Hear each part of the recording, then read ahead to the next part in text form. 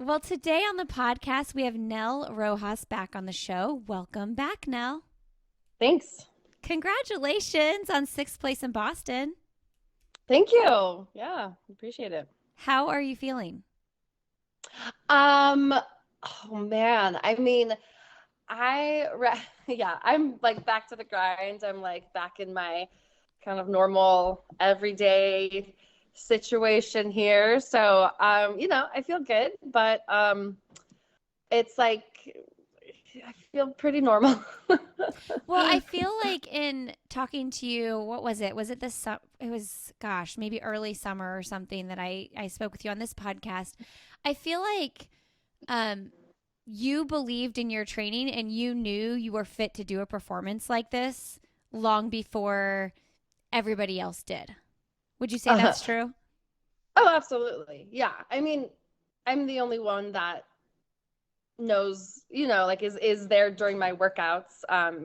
Like basically besides like a couple people every now and then and my dad. And so yeah, I knew.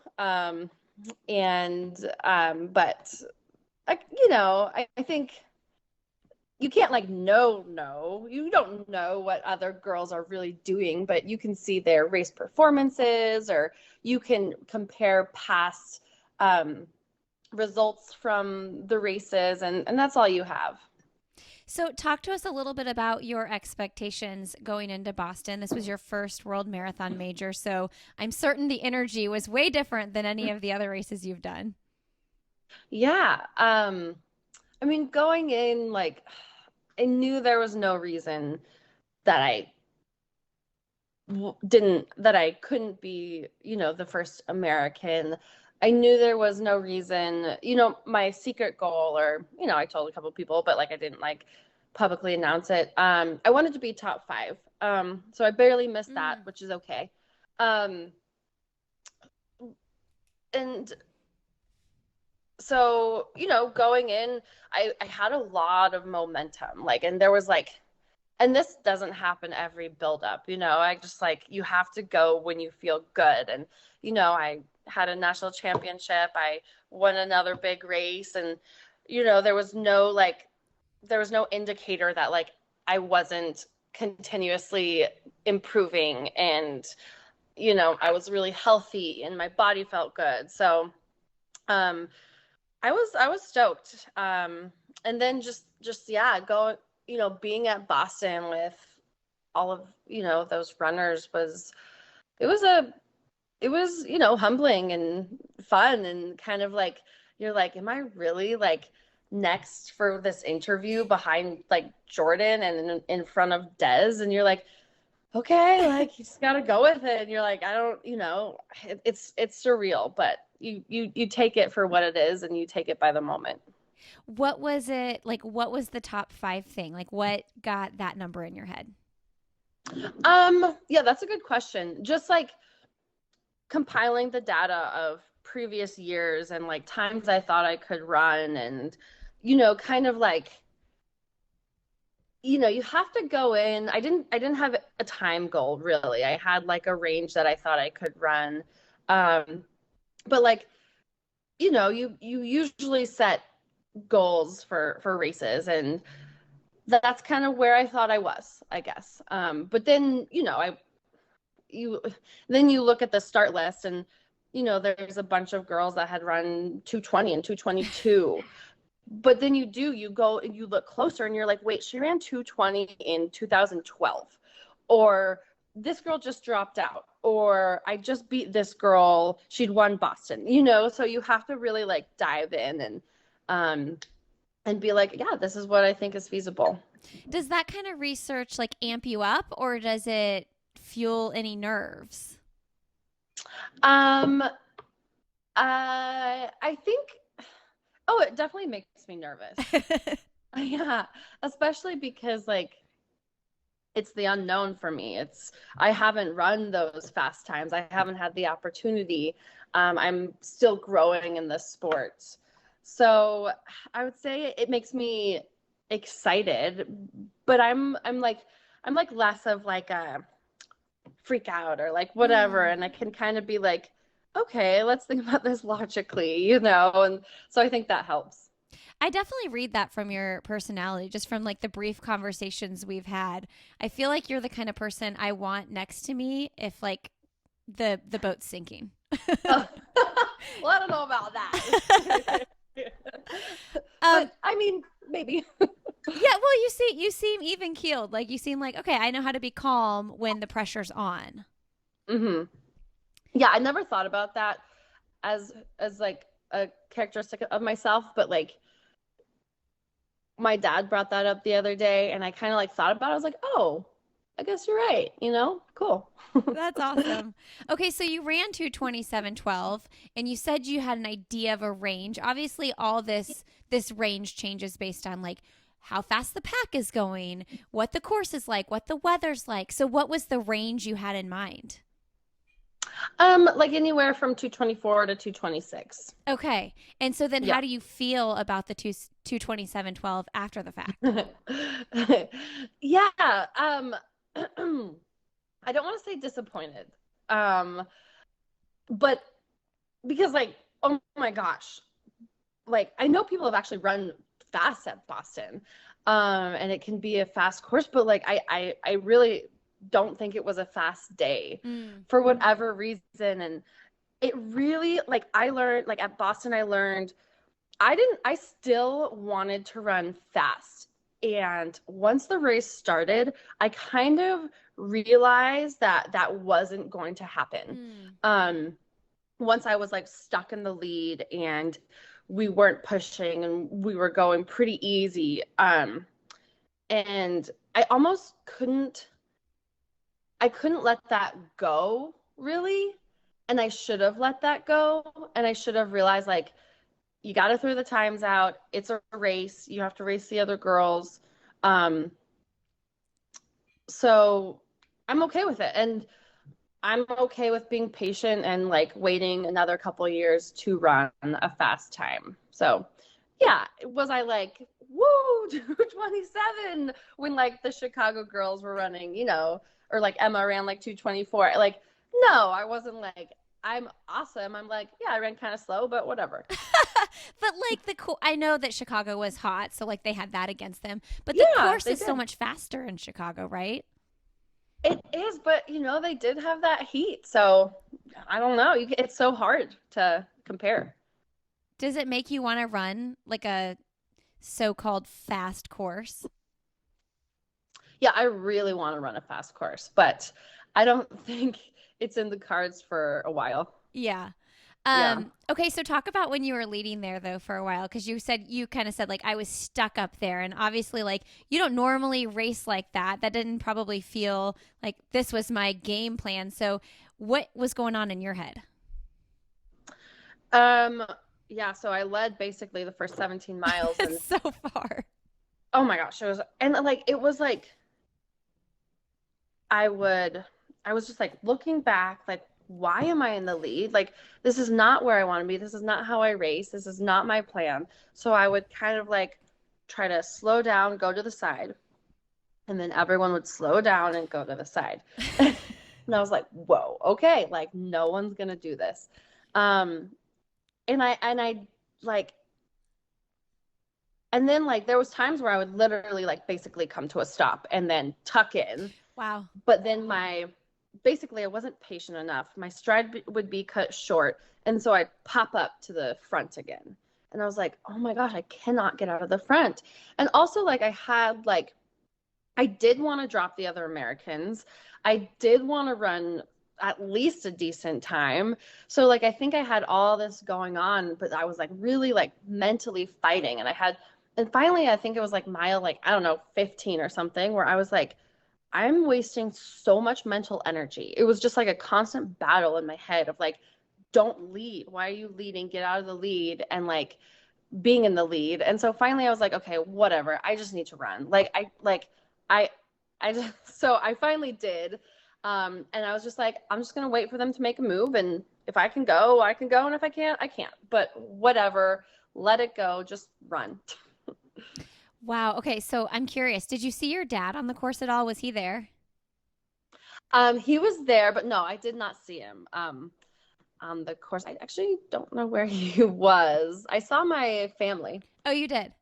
Well, Hmm. I was just asking because I think about obviously he knows your training so well and he also knows how you race, not up front usually. And so I'm Hmm. just like dying to know like what was going through his mind when he saw you in the lead for Hmm. 17 miles.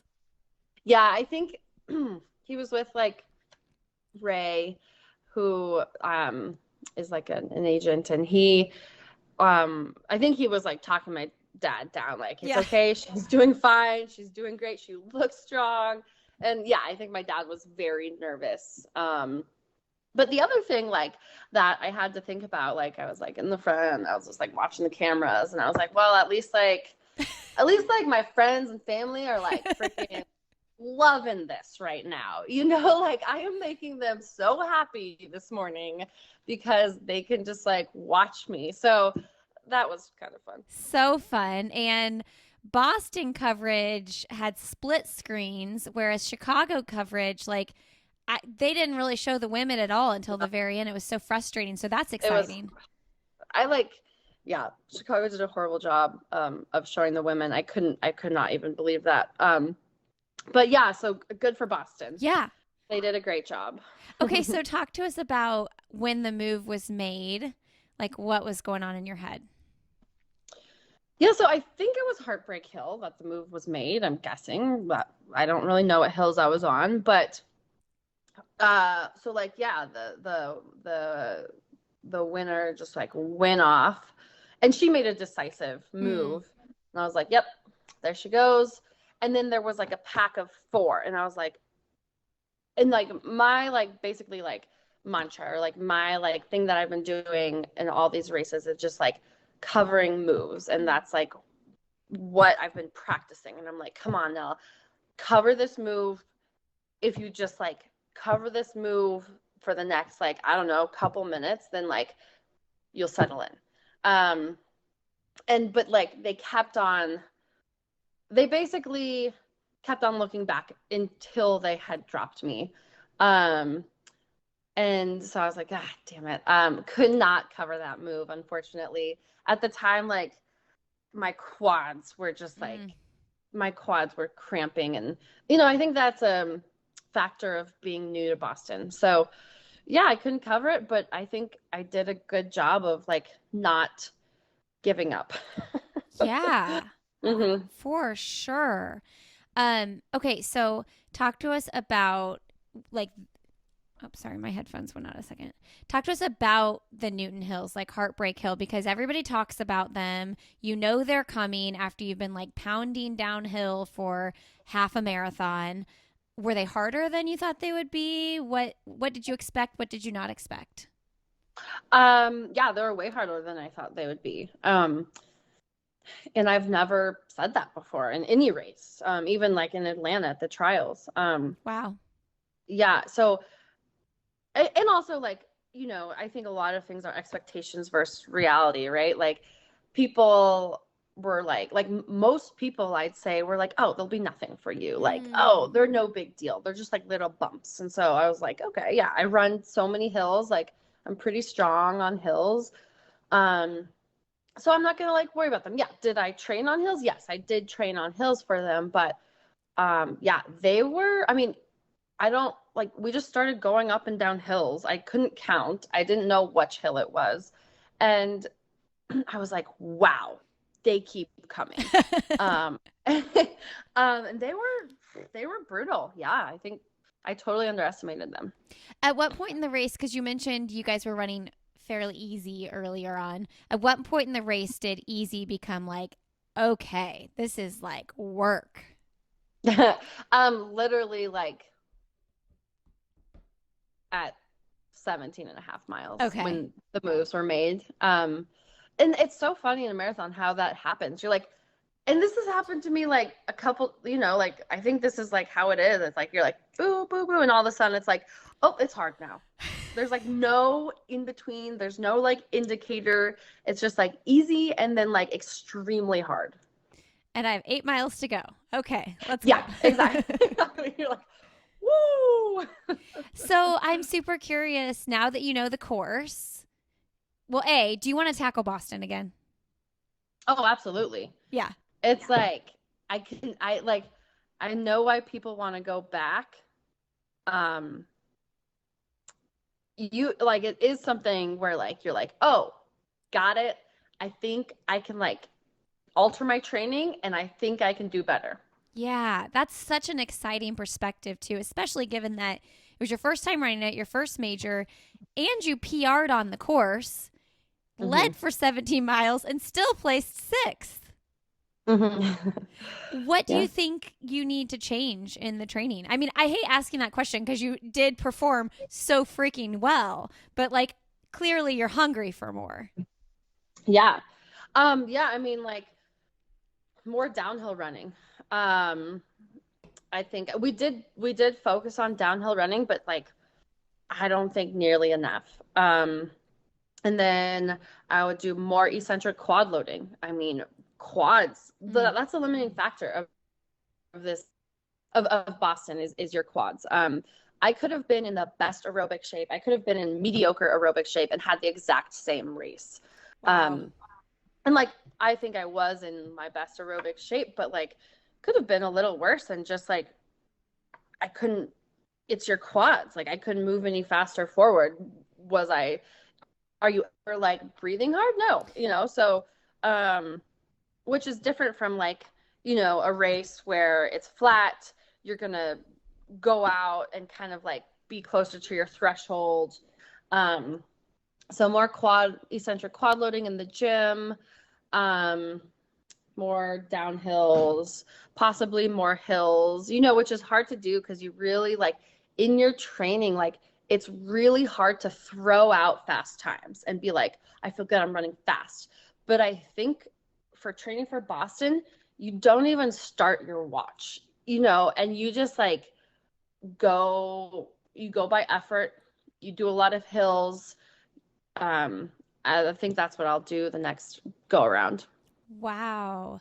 Yeah, it is weird to think of it. I've ran Boston 3 times, not at 5:30 pace. But Mm-hmm.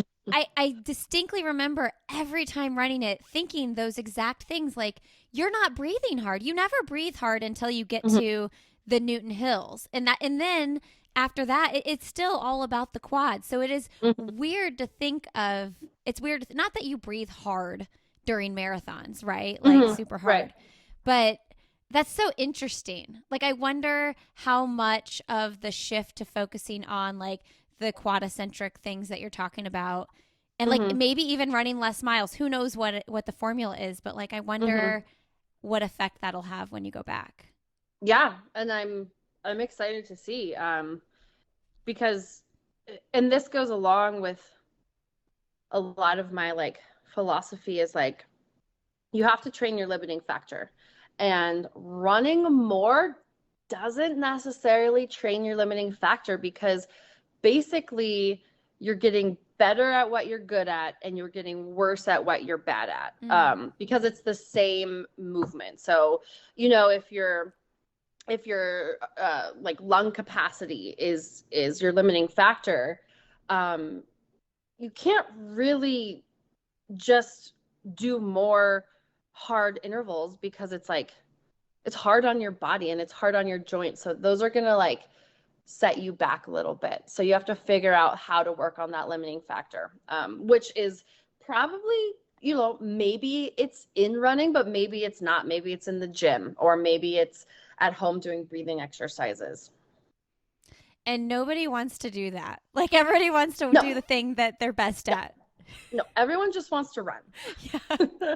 I remember when I needed a break from running, and I know you're familiar with triathlon. I did a half Ironman, and it was like my husband was like, you need to run like 3 days a week. Like you need to be on your Yeah, bike." But I didn't want to be on my bike. I wanted to run. totally. Yep. Oh my goodness. Okay, so what was your favorite part of the race? Oh my gosh. So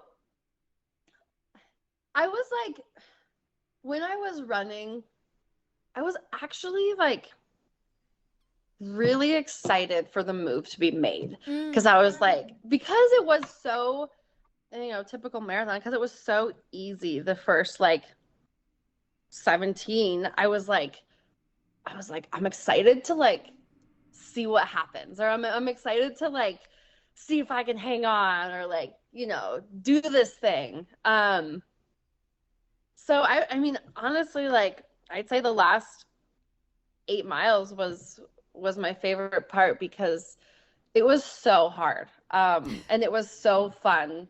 And the crowd was awesome. So that's probably it. Tell me about Boylston Street, like what your feelings were knowing, at least knowing you were secured top 10. Um, I was trying to stay, I turned left onto Boylston. I saw the finish.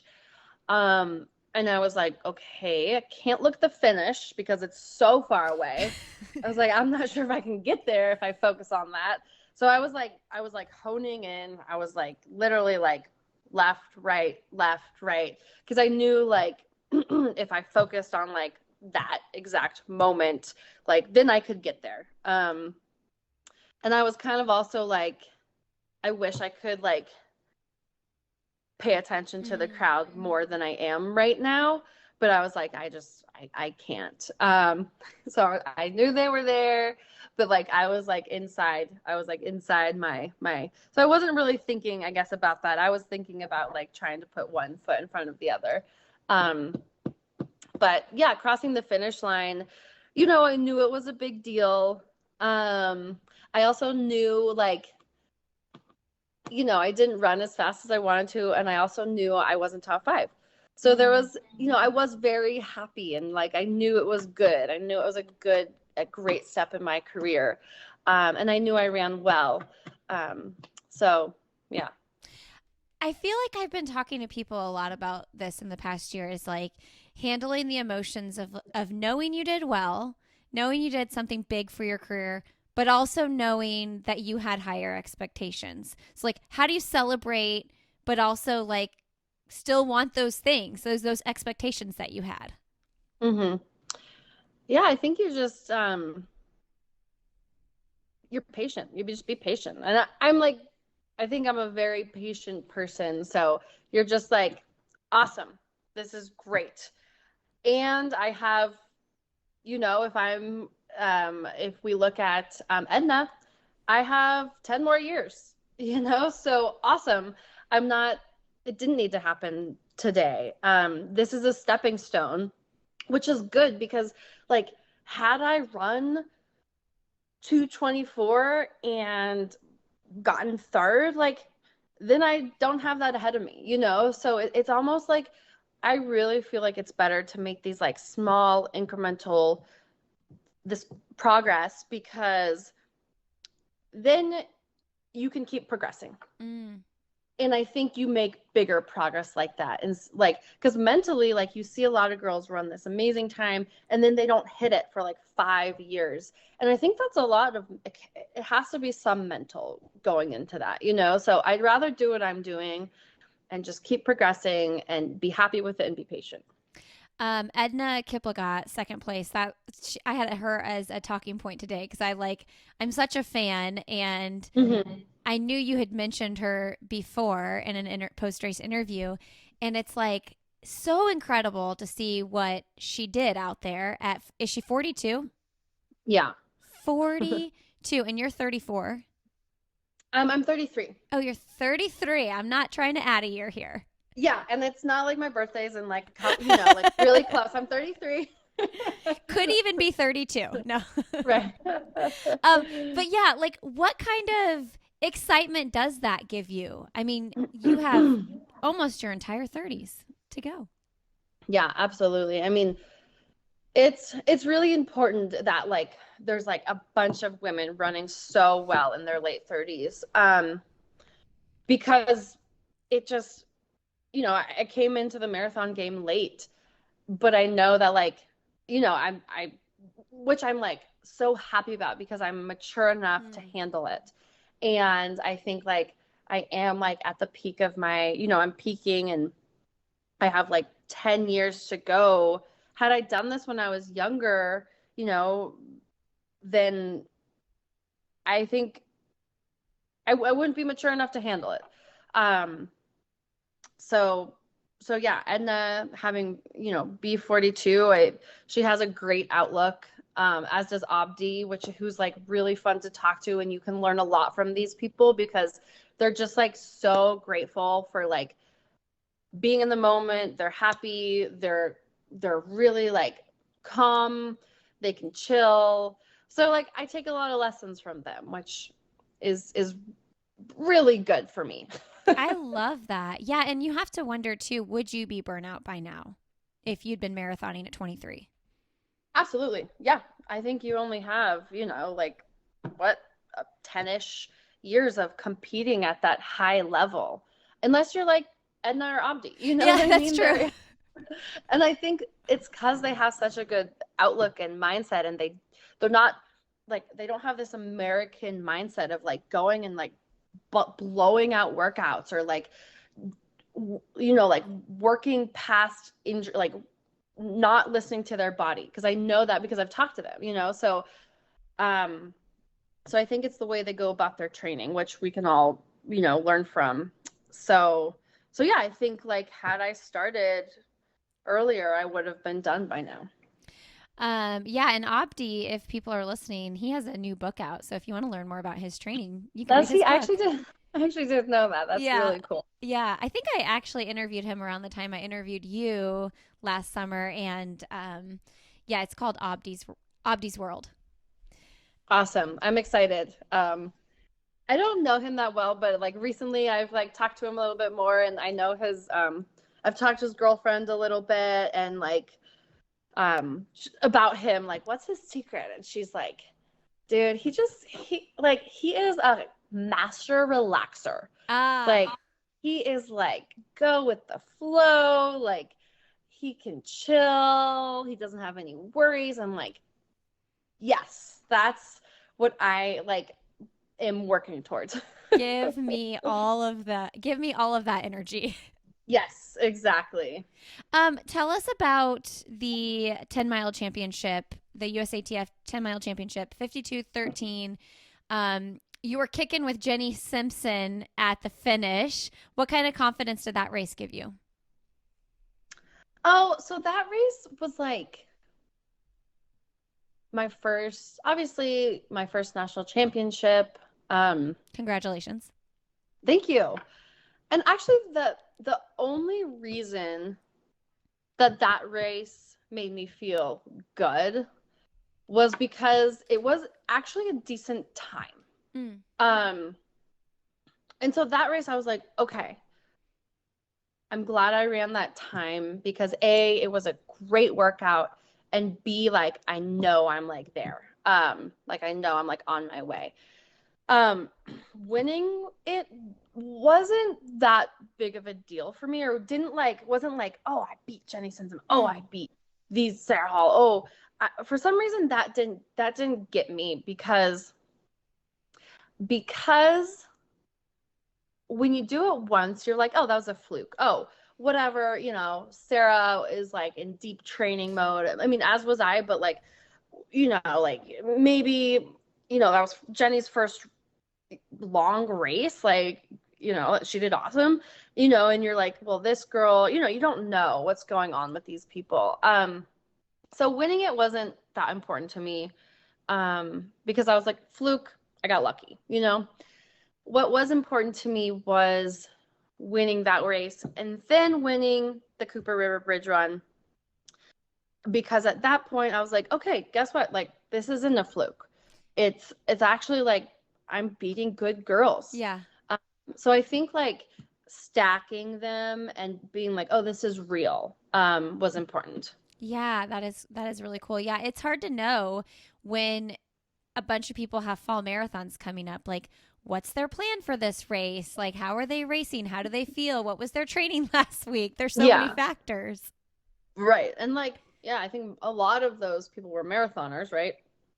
So you just don't know how they're going to show up. So, why did you choose Boston over Chicago?